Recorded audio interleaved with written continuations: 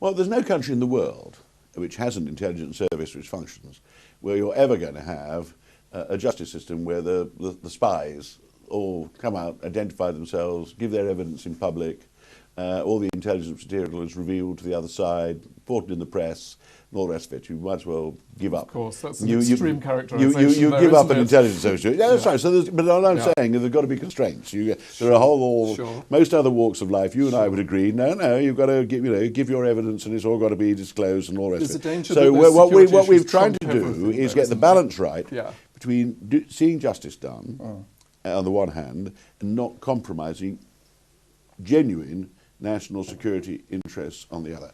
And the access to foreign intelligence, which is given to us on a confidential basis, is a relevant factor to that. The Americans and others, but most importantly the Americans, don't share the intelligence material with us on the basis that it's all going to be disclosed in litigation in the British courts. So what we're trying to get is the balance right. We've taken a long time producing this green paper because I share all your sensitivities about justice and the accountability of intelligence services and so on. And what we're proposing is better than we have now because it will allow the cases to be tried. And when you get into those areas where there are genuine, compelling national interest reasons why you can't handle it as ordinary evidence, either witnesses or material, you go into closed session. The difference from now is the judge with special advocates. No. And the judge, for the first time, will be able to reach a conclusion. Unfortunately, only he will have heard all the evidence. This is the client will only get the gist of it. But at the moment, you can't try them. They just collapse at the moment. But let me just put it to you. In America, they try them with just leaving the intelligence stuff out. Civil claimants can't be told by the special advocate what's happened in the court. They can be given the gist of it. The gist, okay. Yes, but we are consulting. If you can strengthen that. Any decent ideas, we're welcome. I want to make the gisting as strong as we can, but of course you can't. But if they can't instruct their special advocate, how is this a fair trial? If he's a villain, the thing he's dying to know is how did they catch me? I mean, let's prejudge them. Some of them. Well, absolutely, let's not. But don't treat them all as also innocent victims either. Some of these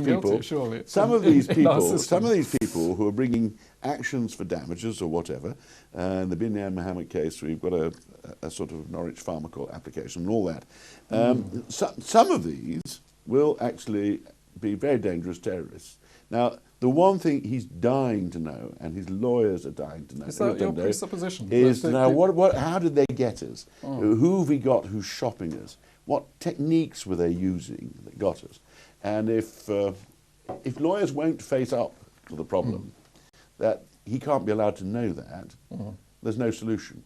What I've, I think, put forward in this green paper is a solution which at least will enable the judge to hear everything, and at least to enable the gist, sufficient one hopes to allow him to defend himself knowing the type of case he's facing, to the plaintiff if he's bringing a claim, defendant, well, the criminal case it's not going to apply, but it's civil actions we're talking about, so that it can be done properly. At the moment what happens is the minister puts in a public interest immunity certificate claiming national security, and it's never heard.